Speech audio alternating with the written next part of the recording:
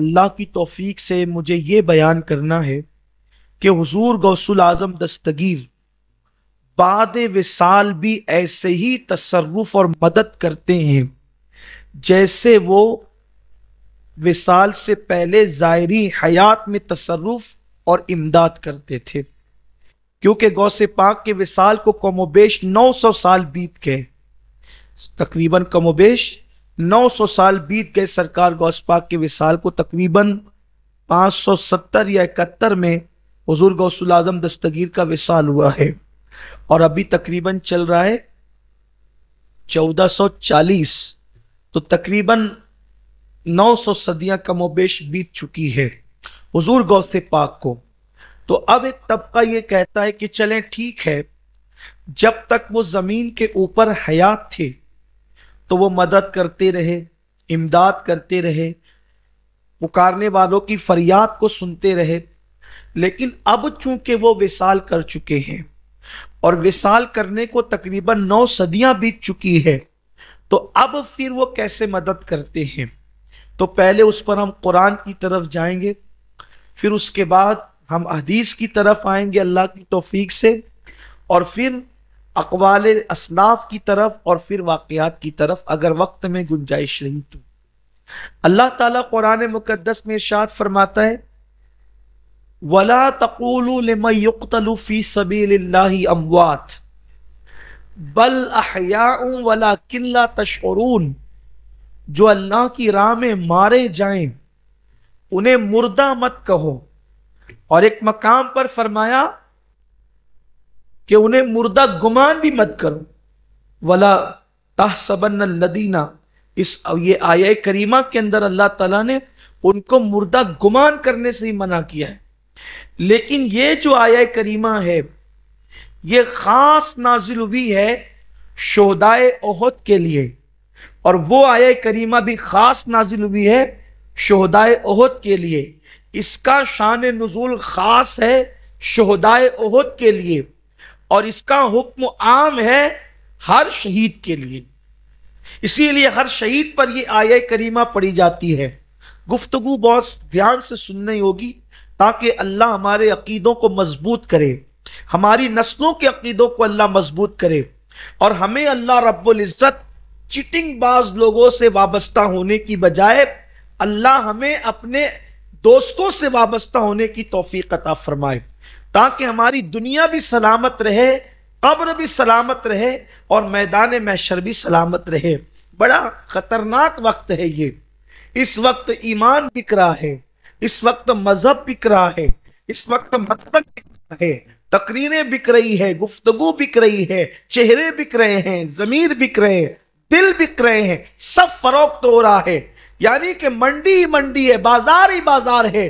ایسے وقت میں اگر ایمان اور عقیدہ سلامت رہ سکتا ہے تو ولیوں سے جڑنے کی برکت سے سلامت رہ سکتا ہے، اولیاء اللہ کی برکت سے سلامت رہ سکتا ہے۔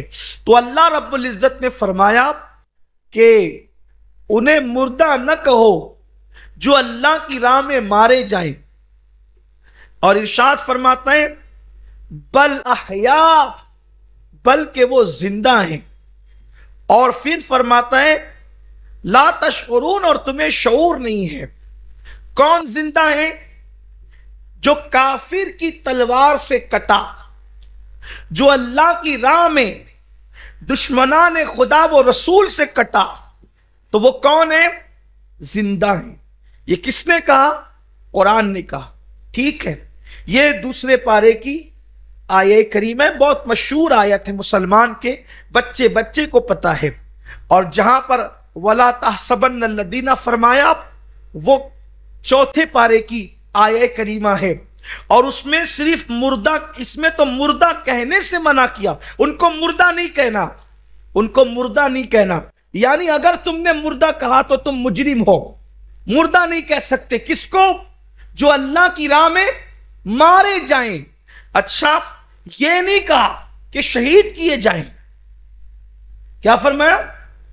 وَلَا تَقُولُوا لِمَن يُقْتَلُ، وہ اللہ کی راہ میں قتل کیے جائیں، اللہ کی راہ میں قتل کیے جائیں، ان کو مردہ نہیں کہنا۔ اور پھر جو اللہ کی راہ میں قتل کیے جائیں وہ پھر دوسرے مقام پہ چوتھے پارے میں فرمایا کہ صرف زبان سے کہنے پہ پابندی نہیں لگائی، یعنی کہ ایسا نہیں ہوگا کہ تم زبان سے نہیں کہو لیکن اندر ہی اندر سوچتے رہو کہ وہ مر چکے، تو پھر تمہاری سوچ پر بھی پابندی لگا دی، تمہاری فکر پر بھی پابندی لگا دی۔ کس کو؟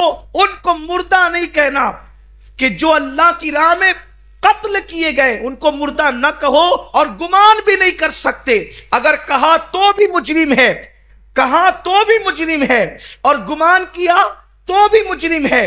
اب یہ کس جہاد میں قتل ہوئے؟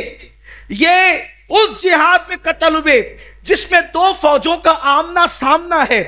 اب لڑتے لڑتے قتل ہو گئے، لڑتے لڑتے قتل ہو گئے، تو ان کو مردہ کہہ نہیں سکتے، مردہ گمان نہیں کر سکتے۔ تو کیا اس جہاد سے بھی کوئی بڑا جہاد ہے؟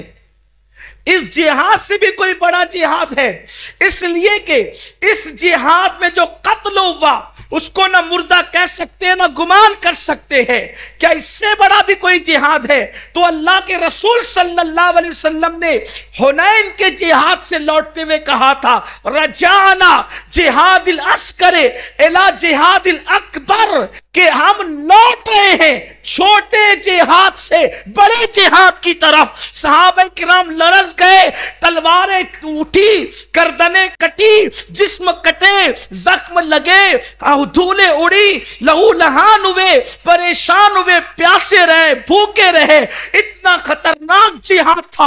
حضور کہتے ہیں ہم چھوٹے جہاد سے بڑے کی طرف لوٹ رہے ہیں۔ پوچھا یا رسول اللہ جب چھوٹا یہ ہے تو بڑا کیا ہے؟ حضور فرماتے ہیں دشمن کے ساتھ جہاد کرنا یہ چھوٹا جہاد ہے، نفس کے ساتھ جہاد کرنا یہ بڑا جہاد ہے۔ جو دشمن سے لڑتے مارا جائے اسے شہید کہتے ہیں، اور جو نفس سے لڑتے مارا جائے اسے ولی کہتے ہیں، اسے ولی کہتے ہیں۔ اب آپ اندازہ کریں، جو دشمن کی تلوار سے مارا گیا، جب اس کو مردہ گمان بھی نہیں کر سکتے، اور مردہ، اور جو نفس سے لڑتے لڑتے مارا گیا، اس لیے کہ نفس کے مجاہدے کے بغیر کوئی ولی، اور جو جتنا نفس کے ساتھ مجاہدہ کرے، آپ کیا سمجھتے ہیں صرف نمازوں سے کوئی ولی نہیں بنتا، صرف تسبیح سے، جب تک وہ اپنے نفس سے جنگ نہ کرے، جب تک اپنے وہ نفس کی مخالف، نفس کہتا ہے سو جا تو نہیں سوتا، نفس کہتا ہے کھا لے وہ نہیں کھا، وہ نفس کی مخالفت کرتا ہے، حتیٰ کہ وہ نفس کو کچل دیتا ہے۔ قرآن اس کے بارے میں کہتا ہے یا ایتھا النفس المطمئنہ ارجعی الی ربک راضیۃ مرضیہ۔ نفس امارہ جو گناہوں کی طرف لے جاتا ہے وہ اس کو کچل دیتا ہے، تو خدا بطور انعام اس کو نفس مطمئنہ عطا کرتا ہے۔ اب قرآن سے تو یہ بات اشارے کے طور پر مل گئی کہ ولی کے بارے میں یہ جو چل رہا ہے کہ وہ مر چکے، تو شہید جو چھوٹے جہاد میں گیا اس کو مردہ نہیں کہہ سکتے، تو جو بڑے جہاد میں، ظاہر سی بات ہے مجاہدہ تو بڑا جہاد ہے۔ دوسری چیز، ہم جو اولیاء اللہ سے امداد طلب کرتے ہیں، مدد مانگتے ہیں، تو ہمارا عقیدہ یہ ہے کہ وہ روحانی طور پر سنتے ہیں، اولیاء اللہ روحانی طور پر سنتے ہیں، اور وہ اللہ کے اذن اور اللہ کی اجازت سے روحانی طور پر ہماری مدد کرتے ہیں۔ اب روح کس کی کتنی سنتی ہے، کس کی روح کتنی سنتی ہے، یہ حدیث شریف میں آئی، بخاری شریف کی حدیث ہے، غالباً کتاب الجہاد ہے۔ حدیث پاک کا مفہوم ہے کہ اللہ کے رسول صلی اللہ علیہ وآلہ وسلم جب جنگ بدر سے فارغ ہوئے، یہ آپ کو بخاری شریف کے جس بھی باب میں ہے یہ روایت موجود ہے، لیکن میرے گمان کے مطابق اگر میرے حافظہ خطا نہیں کر رہا ہے تو یہ کتاب الجہاد میں ہے، ورنہ بخاری شریف میں تو یقینی طور پر ہے۔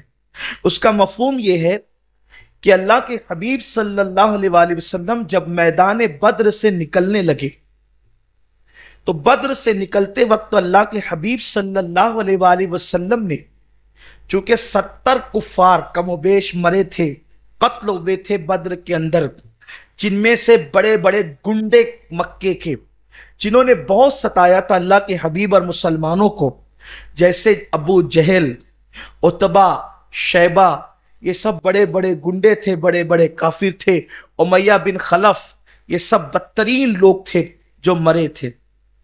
اور ان میں سے سب سے بدترین وہ تھا حضور نے جس کو نیزہ چبویا تھا، حضور کے نیزہ چبونے سے وہ مر گیا تھا۔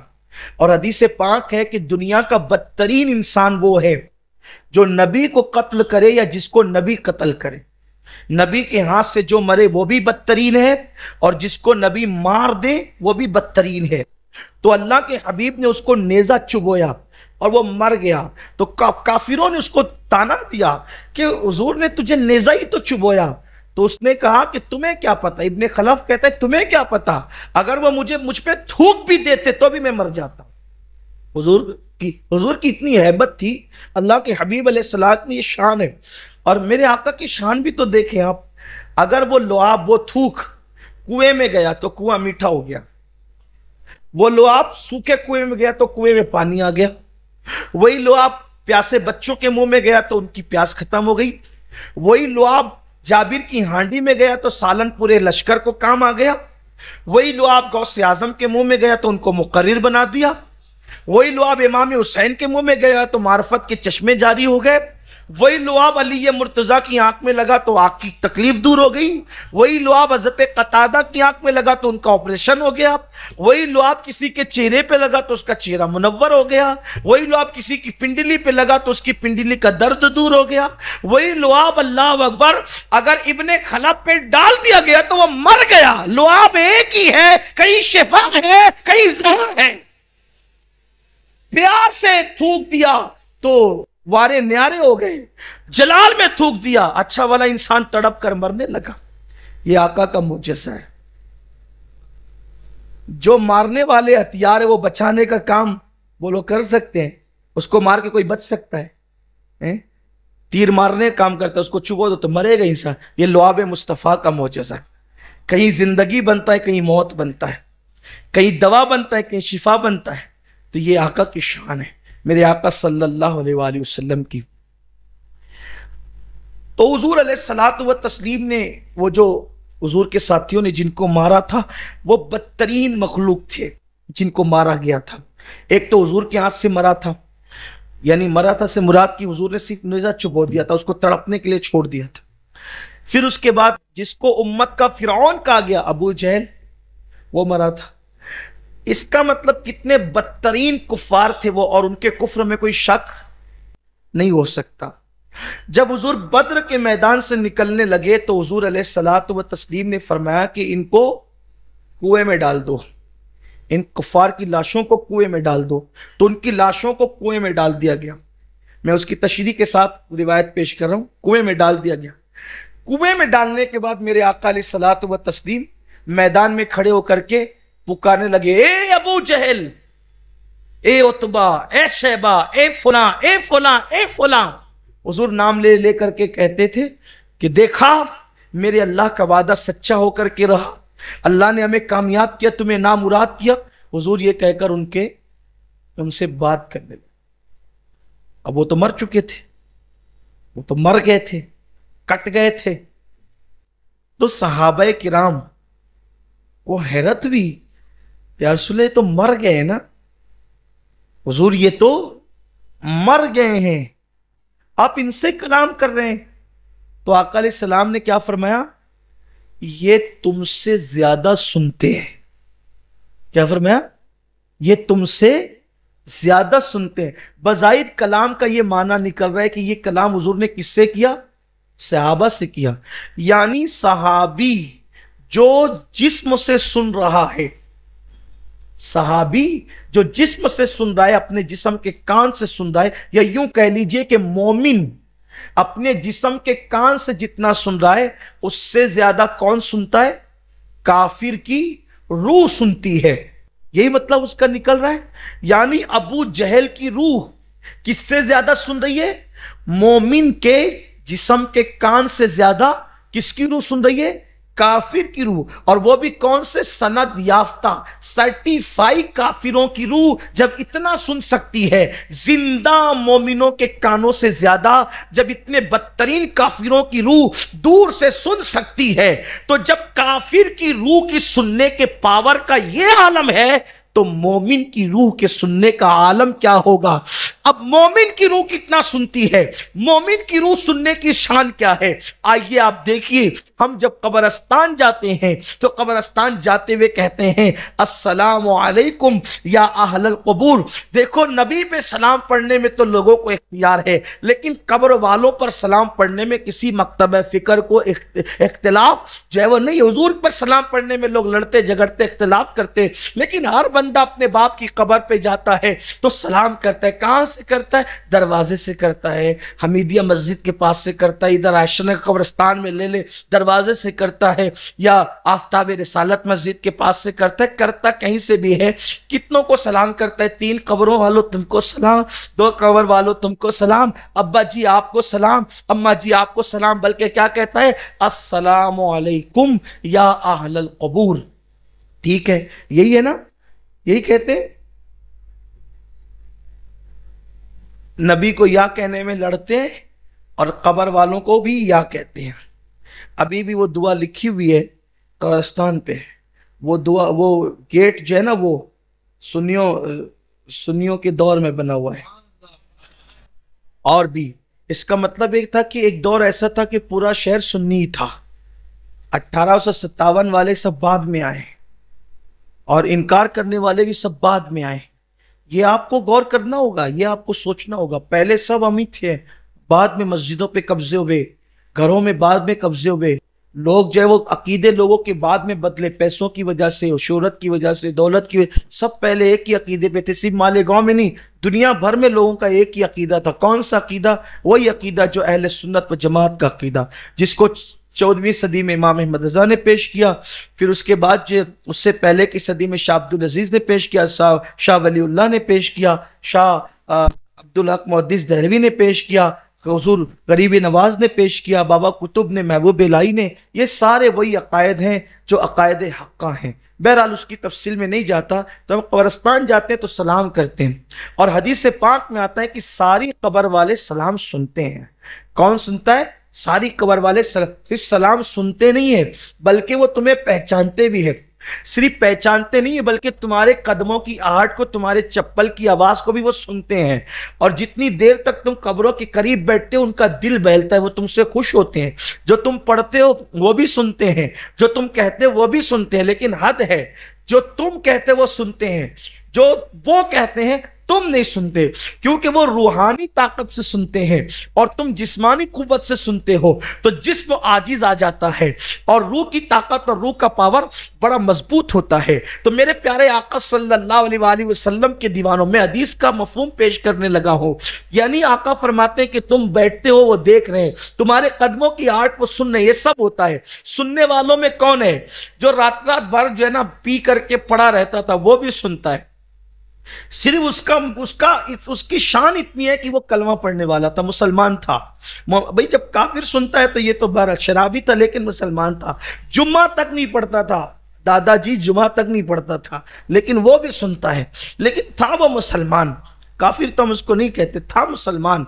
फिर उसके बाद गालियां भी देता था, लेकिन वो भी सुन रहा है, सलाम भी सुन रहा है और जवाब भी दे रहा है। आप नमाजी होकर भी नहीं सुन रहे, क्योंकि आप जिस्म के कान से सुन रहे हैं, वो रूह के कान से सुन रहा है। अब आप मुझे बताएं कि जब मुसलमान और मोमिन की रूह इतना सुनती है, पहचानती है, वगैरह वगैरह सब करती है, तो इसका मतलब यह है कि जब काफिर की रूह इतना सुन रही, हुजूर कहते हैं तुमसे ज्यादा, तो मोमिन की रूह तो उससे ज्यादा सुनती है, क्योंकि उसके पास ईमानी कुव्वत है, उससे ज्यादा सुनती है, जवाब भी देती है। अब बताओ, जब आम मोमिन मुसलमान की रूह इतना सुनती है, आम मोमिन मुसलमान की रूह इतना सुनती है, तो वली की रूह कितना सुनती होगी और कितना ज्यादा सुनती होगी। उसके सुनने के पावर का आलम क्या होगा, क्योंकि मोमिन से बड़ा मर्तबा एक अल्लाह के वली का है। अब यहां आगे के सुन लिया, हदीस ही से हम पहुंच रहे हैं, अभी कोई वाकया अभी नहीं, अभी सिर्फ हदीस आपने सुन लिया।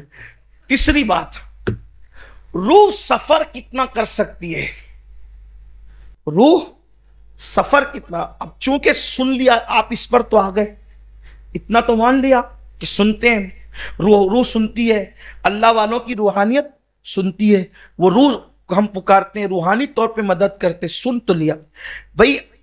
अब ये जो आप कब्र पे सलाम करने जाते हो ना, तो रूहें कब्र पर रहती है जरूरी नहीं है, रूहों के मकाम होते हैं।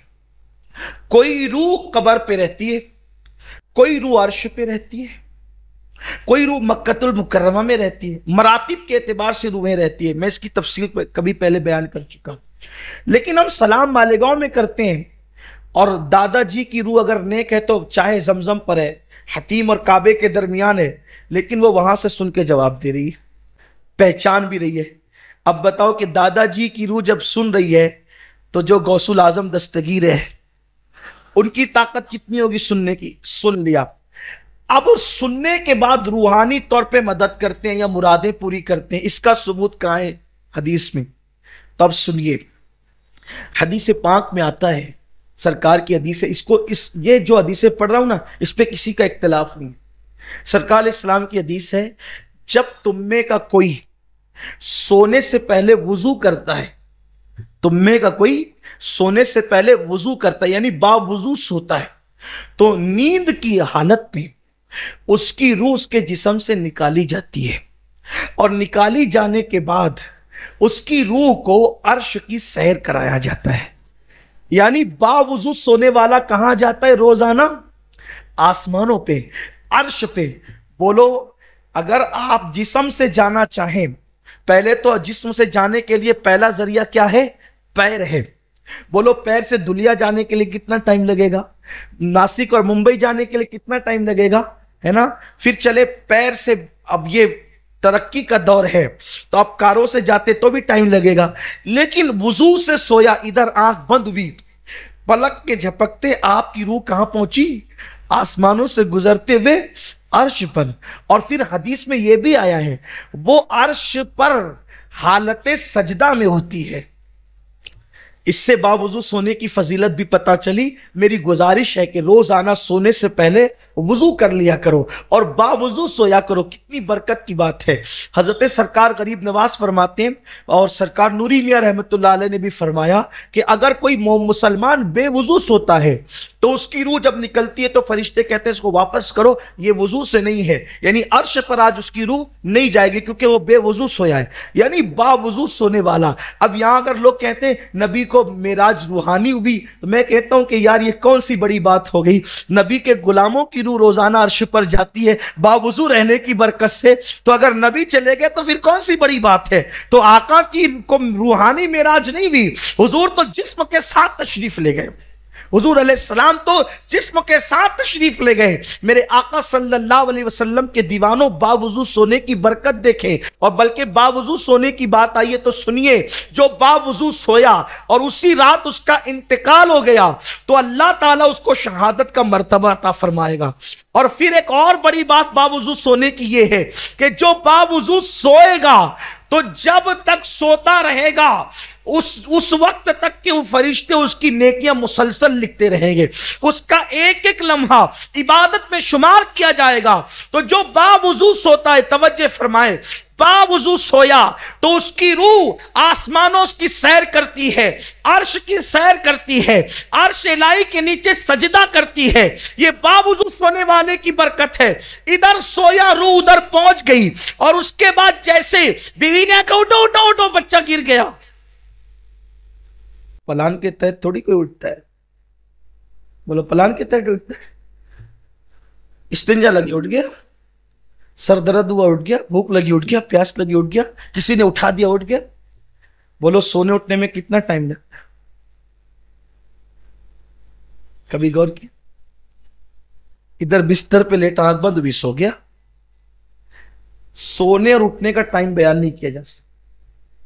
आंख लगने में कितना टाइम लगता है आज तक मुहक्किकीन नहीं बता सके कि आंख लगने में कितना टाइम, वरना कभी गौर कीजिए कितना टाइम लगता है सोने में और उठने में कितना टाइम लगता है।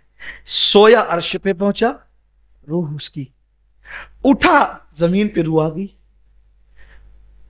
آپ کبھی کبھی فجر ترک بھی کر دیتے ہیں، کبھی جھوٹ بھی بول دیتے ہیں، کبھی غیبت بھی کر لیتے ہیں، یہ سب ہوتا ہے نا ہم لوگوں سے۔ جب اپنی روح کا پاور اتنا ہے کہ پلک کے جھپکتے بند ہوئی عرش پر روح گئی اور کھلی جسم میں آ گئی، جب اپنی روح کے سفر کی قوت کا یہ عالم ہے تو جس نے 40 سال تک کے عشاء کے وضو سے فجر کی نماز پڑھی ہو، اس کی روح کا آنا جانا کتنا مضبوط ہوگا، کتنا پاورفل ہوگا۔ تو اب پتا چلا کہ ولی مدد کیسے کرتا ہے، روحانی طور پہ۔ اور روح کے لیے شاہ عبدالحق محدث دہلوی لکھتے ہیں کہ روح کے لیے دور اور نزدیک یکساں ایک ہی ہے، اس کے لیے کوئی مسئلہ نہیں ہے دور اور نزدیک کا۔ تو اب یہ مسئلہ حل ہو گیا، کیا مسئلہ؟ کہ جو روحانی طور پہ کہاں آئیں گے، کدھر آئیں گے، کیسے آئیں گے، کیسے جائیں گے، یہ سب آنا جانا تمہارے لیے ہے، روح پلک کے جھپکتے۔ ہم اپنی روح، مومنوں کی روح، الحمدللہ۔ اب جو لوگ کہتے ہیں نہیں میرے سمجھ میں نہیں آتا کہ روح کہاں جاتی، تو پہلے مومن بن۔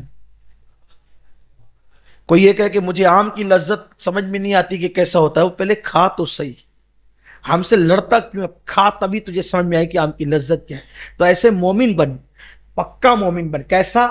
چٹنگ باز نہیں، لا الہ الا اللہ پڑھ رہا ہے، 100 بار پڑھ رہا ہے، 1000 بار پڑھ رہا ہے، 500 بار پڑھ رہا ہے، اور جس محمد الرسول اللہ کا کلمہ پڑھ رہا ہے اس کو رسول ہی نہیں مان رہا ہے، تو مومن کب ہوگا؟ رسول مان۔